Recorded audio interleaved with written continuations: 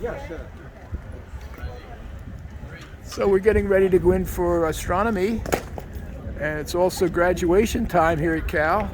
So everybody's graduating and celebrating. And there's the campanile. Kathy, do you think this will be interesting? Fascinating. What's it about? The shadow of the Big Bang. Oh. I didn't know it had a shadow. Looks like me and my shadow? You will find out. Okay. You'll find out. We'll find out. Great. Thanks a lot, Natasha, for this introduction, and thank you everyone for joining us tonight for this other session of the Astronite. And I'm really delighted to be able to tell you about astrophysics, our vantage point on Earth. Now, if you could actually escape our galaxy and look at it from the outside, it might look something like this. So a beautiful spiral galaxy with a bar at the center. And the sun, our star, the star that we're orbiting around, is somewhere in one of these arms. And so the sun, our star, really is only one of about 100 billion stars in our galaxy, the Milky Way. Now, the Milky Way, our galaxy, is not the only galaxy in the universe. And I just want to, if you see on my slides a little heart like this, this means there's something you can remember by heart on this slide. Something like 100 billion stars inside the Milky Way, which is our own galaxy. Again, the Milky Way is not the only galaxy out there. Here's one of our nearest neighbors, the Andromeda galaxy, another beautiful galaxy. And in fact, if you look out in space, what you see is many more galaxies.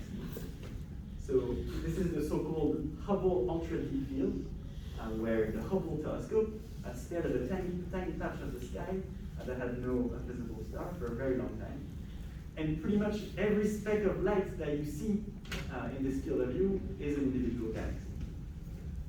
Now, an image like this one allows you to estimate how many galaxies there are in the whole observable universe, if you were to look in all directions as opposed to just this tiny patch of the sky. And the number comes out the same, about 100 billion.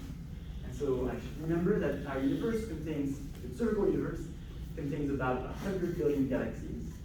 In each of them, about 100 billion stars. And the sun, our star, is just one of them. Okay. This is this image from the Hubble Space Telescope. We said the universe is expanding.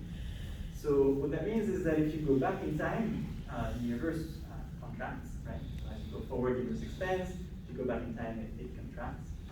And if the universe was more contracted or smaller in the past, that means it was denser. And as you may know, when you compress things, when you make them denser, they get hotter. And this is something you might have experienced if you've ever pumped up a bike. The pump gets hot. And so the consequence of this is that the universe back in time, not only was it denser, it also was hotter. And this is what we mean when we talk about the hot Big Bang model. We're not so much talking about a possible singularity or a time zero. Really what we mean is that earlier in time, the universe was denser